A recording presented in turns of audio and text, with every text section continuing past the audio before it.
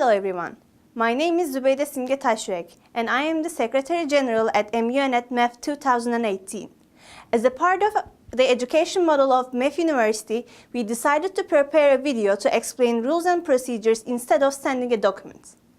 Model United Nations is a simulation of the real life of United Nations. The aim of the Council is to find solutions to the given problem of the given topic before the conference. As a simulation, procedures of the MUN are essential as it is in the UN itself. As a part of the diplomatic culture, there is a formal dress code and it is mandatory for all sessions. English shall be the only official and working language of the conference. Also, the usage of any electronic devices are strictly forbidden. With the exception of the drafting session, it is allowed and recommended to bring an electronic device for substantive drafting only.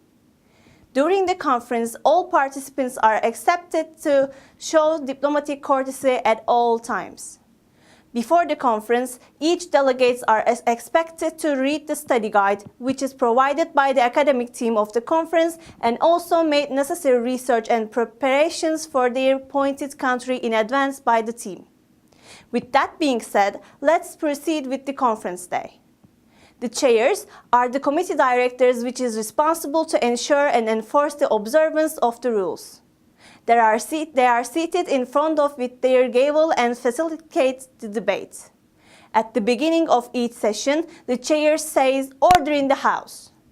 With that, the delegates must take their places and wait for the chair to open the session. Chair delivers his or her speech, presents the agenda item, and starts with the roll call. Chair calls the country's name in alphabetical order, and delegates must state their position as present or present and voting. Both allows delegates to vote in favor or against, but present allows to be abstain. If the delegation was late for the roll call of the session, a note should be sent to the chairs requesting for its being noticed and be liable. Egypt, Present and voting. France, Present and voting. Spain, Present and voting. UK, Present. Japan, Russia. Present and voting. Okay. Since the cross-talking is out of order during the session, written notes provides the communication between delegates or between delegates and chairs. Administrative staff is responsible to pass the notes. All notes must be in official language. Otherwise, the administrative staff may take the note to the chairs for investigation. Honorable chairs and distinguished delegates and distinguished staff, distinguished Secretary General, we as the delegation of Egypt, we want to say that this topic is the most important topic, I guess, in the world now. So we think that After roll call, each delegate expected to present their opening speeches. A delegate shall only speak with a recognition of the committee directors, and no delegate may address the committee without the permission of the director. We will now proceed with the opening speeches. Delegate of Egypt, you have the floor.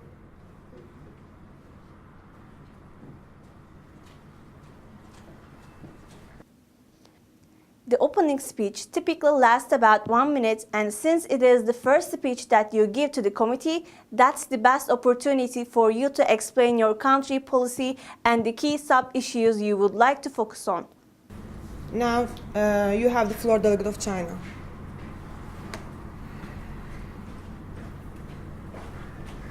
Thank you, Honorable Chair. Honorable Chair and distinguished delegates, we as the delegation of China welcome you all to the Economic and Social Council Commission for Social Development. Our delegation believes that we as the Commission for Social Development must consider the implications that Industry 4.0 will have on the societies of the countries of the world. We hope that today's delegates will be fruitful, productive, and insightful in their debates. Being one of the fastest economically developing countries, the development of cyber-physical systems, artificial intelligence, and the integration of cloud computing is predicted to have big impacts on social life. There will be new machines replacing human labor, new sectors for employment, and whole new aspects brought into the attention of multinational corporations. Our delegation believes it is important to plan and be ready for the fourth industrial revolution and the arrival of Industry 4.0. After considering all points, we hope that a productive debate is conducted in order to plan and prepare for the coming of the fourth industrial revolution. Thank you. After the opening speeches, Chair determines a general speaking list among the ones who raise their placards or can be appointed by them regardless if the delegates raise their placards or not. Now we will proceed with the general speaking list. Are there any delegates who want to add to general speaking list? Speeches made by delegations must be kept relevant to the topic under discussion and has to complete their speeches on the allocated time. Remaining time would be signaled by Chair when delegate's time has expired. Delegate shall not continue to speak. If a delegate complete their speeches before time, they may yield their remaining time of speech to another delegate, to questions, or to the staff. I yield my time to Delegate of Norway. Delegate of Norway, are you accepting that? Yes, we I yield my time for question. Delegation of Japan has opened themselves to questions. Are there any questions on the United Kingdom? Thank you, Chair. We would like to know that your possible policies on development of cyber physical protection. Delegation of Japan, do you accept the question? We are accepting. And that will be all. We yield our time to the chair. Thank you, delegates. Yields are to be declared by the conclusion of the speeches. No yields are allowed during procedural speeches or if the delegate's time has expired. Only one yield can be made per speech. I yield my time for questions. Your delegate, South Africa delegation, has yielded their time to you, so you can yield twice. If the remaining time of a speech is yielded to another delegate, this delegate can deliver their remarks upon the agenda item provided that they accept the yield. If the yield is not accepted, the floor is automatically yielded back to the committee staff. Concerning the time yielded for questions, the director shall select questioners, which are granted one question each. Only the speaker's answer shall be deducted from the speaker's remaining time. A delegate whose personal or national integrity has been infringed by another delegate may submit a right of reply only in writing to the committee staff. The chair will grant the right of reply on his or her discretion, and a delegate granted a right of reply would not address the committee except at the request of the chair. Between the speeches, chair opens the floor for any points or motions. Are there any motions or points of information on the floor? Motion. Delegate of France. If there is no points or motions, committee proceeds with the speakers list. To take the initiative of directing the debate on the direction they want, delegates can give a motion when the floor is open. Are there any motion? Motion. Friends. The delegate must briefly explain the motion by determining what kind of a caucus it is and specify a time limit not to exceed 20 minutes. We would like to give motion on the improvement of the companies that is important for the world, and total time in moderated caucus, total time for this motion is 15 minutes and the individual time is 1.5 minutes. If it's okay, thank you. I yield the floor to chair. Motions could be given for moderated caucus or unmoderated caucus. Moderated caucus is a caucus that takes place within the formal proceeding of the committee's session. Its purpose is to facilitate the debate on specific issues. Unmoderated caucus is a caucus that takes place within the formal proceeding of the committee's session. Its purpose is to facilitate a formal lobbying time for working on resolution paper. The chair put the motion to vote and it must be seconded by the simple majority of the delegates. Are there any seconds? Seconds. Are there any objections? All those in favor, please raise your placards. Thank you. All those in against, please raise your placards. Okay. If the motion passes, first, chair gives the right to speak to the delegate who gave the motion. Motion. Egypt. We would like to give motion on the improvement of the. And then the chair shall call upon delegates who signify their desire to speak by raising their placards.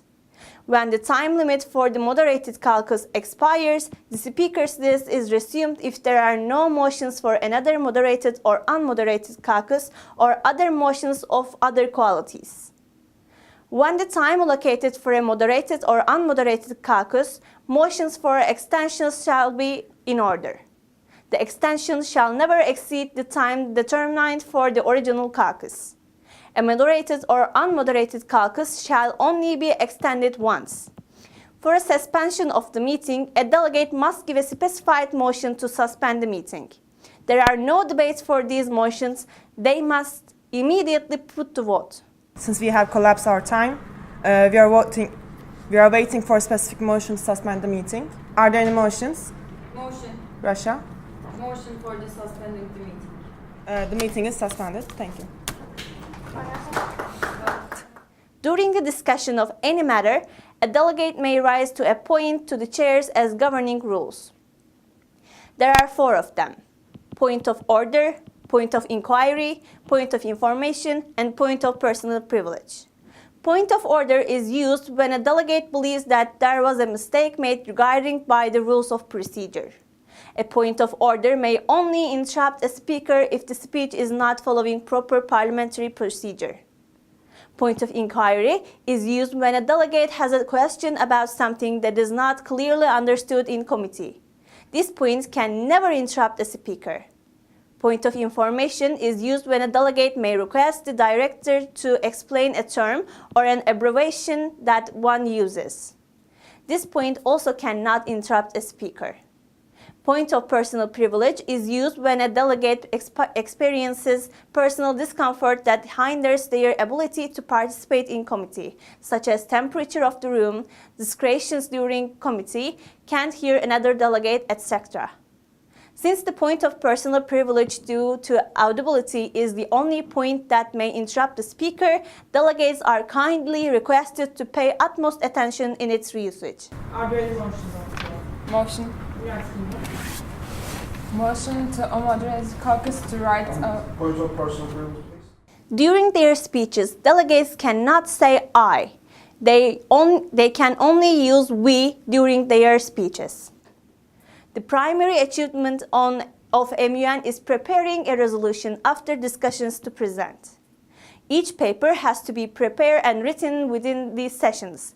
Any pre-written resolutions prior to the committee sessions or resolutions that are formulated by other delegates outside the committee is strictly forbidden and will not receive the approval of the chair.